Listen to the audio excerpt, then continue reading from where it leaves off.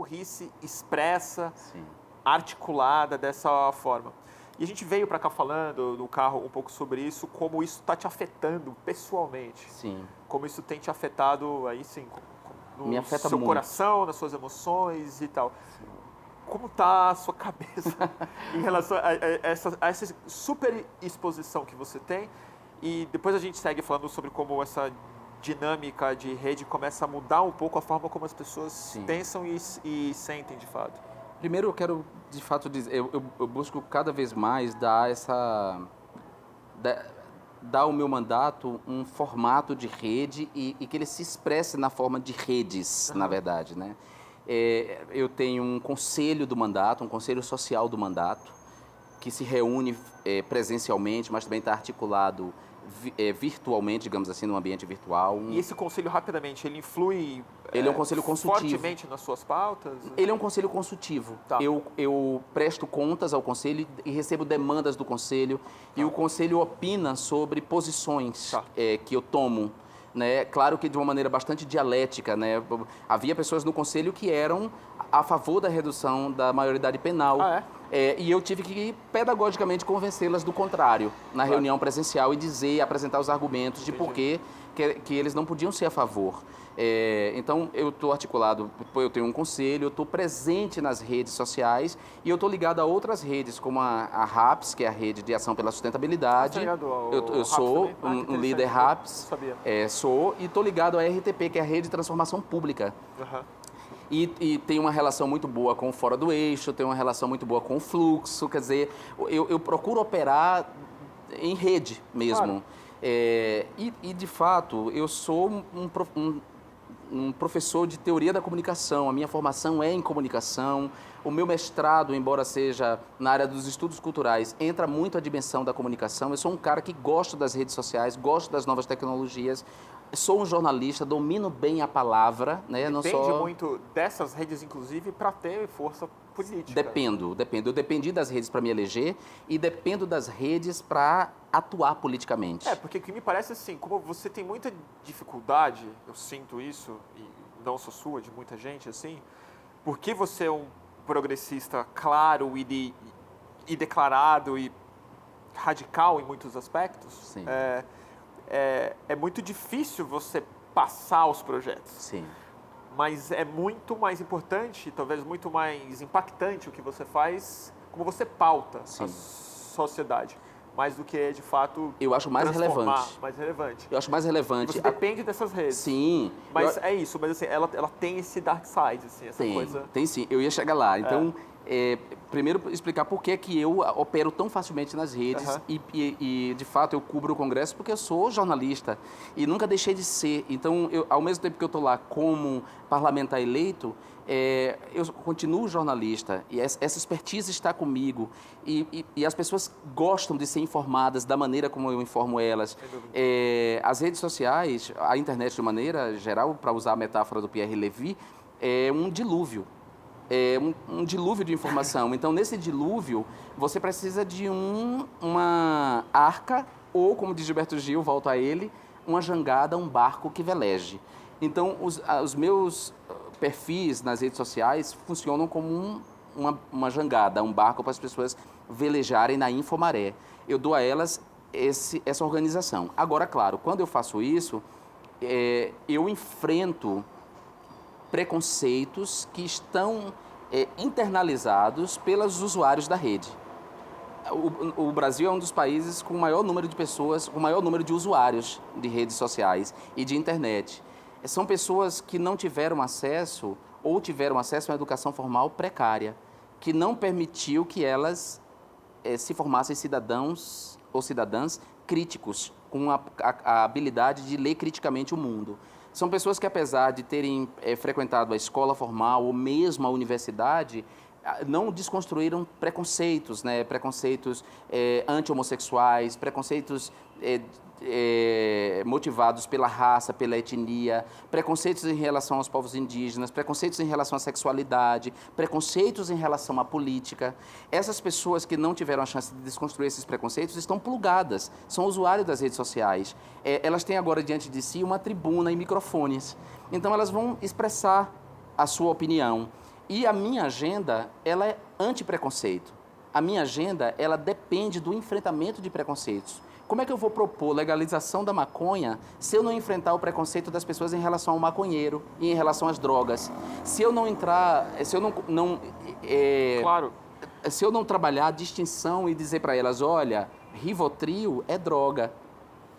E isso mexe com elas, porque mexe com concepções que estão cristalizadas. Como assim esse cara está me dizendo que Rivotril é droga? Como assim esse cara quer nivelar Rivotril a maconha?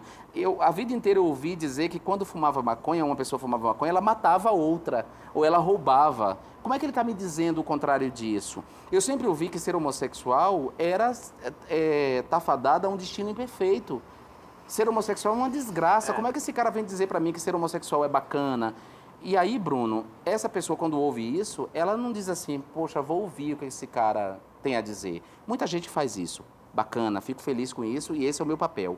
Muitas dizem viado escroto, bicha ordinária, quer destruir a família, principalmente se ela for manipulada por atores políticos que sabem que eu estou falando algo pertinente, mas que sabem que a minha agenda ameaça o privilégio deles. Então, eles vão manipular essas pessoas. Aí eu vou dar nome aos bois, para a gente dar concretude.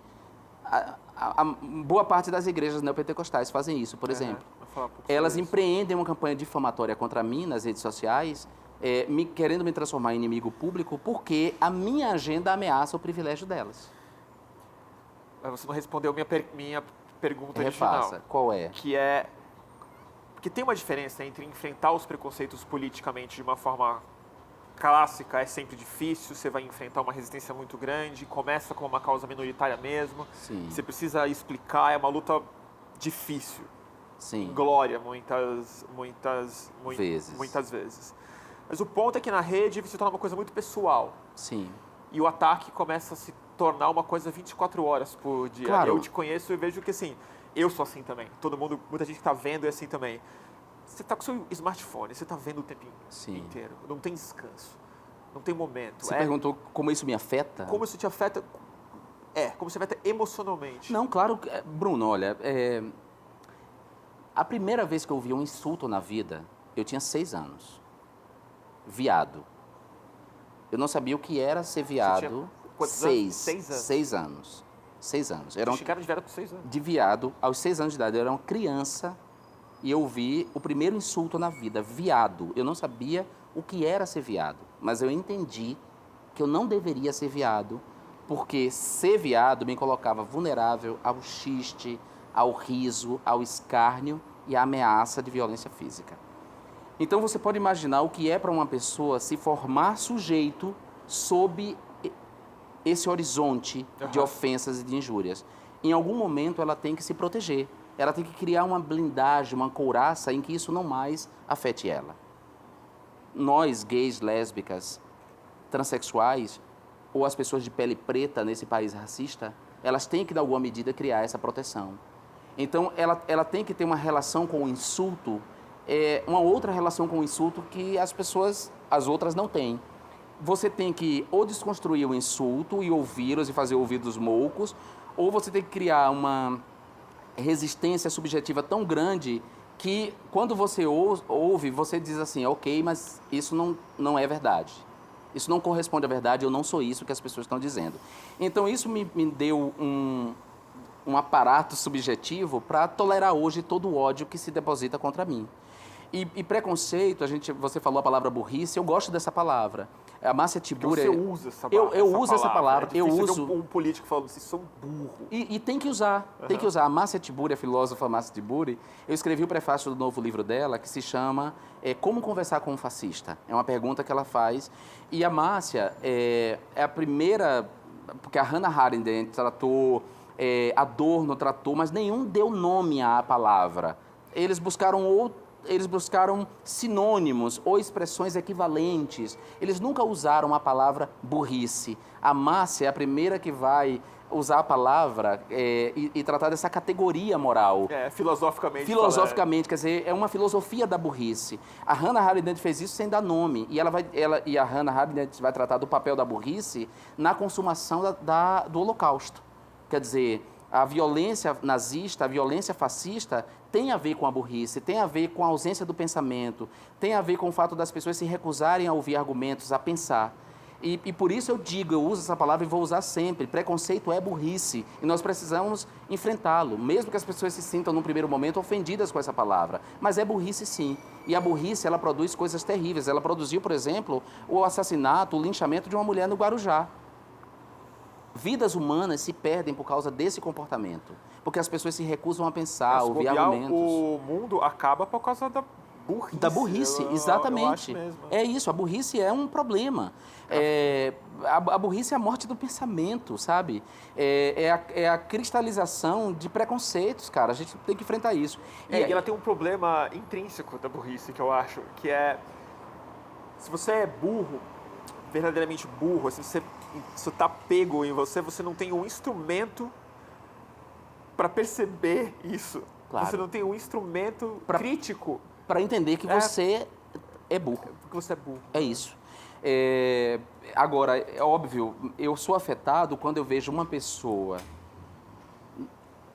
de quem eu não esperava a adesão alegre, gratuita e refletida à burrice agindo dessa maneira em relação a mim. Aí eu sou afetado. Quando eu vejo uma pessoa que tem informação ou teve pelo menos os meios de se informar corretamente, agir com burrice e me ofender e compartilhar coisas a meu respeito, que se ela pusesse os neurônios para funcionar, ela entenderia que não pode ser verdade. E aí eu chego a pensar, essa pessoa está agindo por burrice ou por má fé? Essa pessoa está compartilhando uma mentira e uma calúnia a meu respeito nas redes sociais porque ela acredita que eu disse isso, ou porque ela vê ali o meio de me ofender porque ela não gosta de homossexuais? Você entende? Eu entendo. Mas não tem um outro lado, aí eu falando mesmo,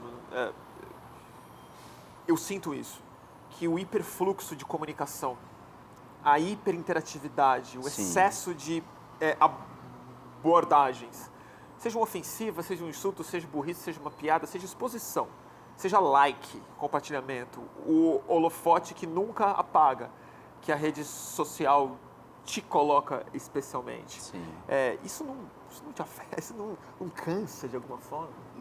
Me cansa, mas eu não tenho muita alternativa. Não tem muita alternativa, cara. Porque as lutas precisam ser travadas.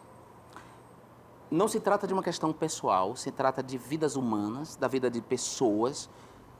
Os corpos materializam o débito em direitos, os corpos materializam a violência simbólica, há travestis e transexuais morrendo, há homossexuais perdendo emprego ou não sendo admitidos, há povos indígenas sendo dizimados, há juventude negra morrendo nas periferias. Quer dizer, não dá para cruzar os braços porque eu sou afetado pela burrice e pelo ódio nas redes sociais. Claro.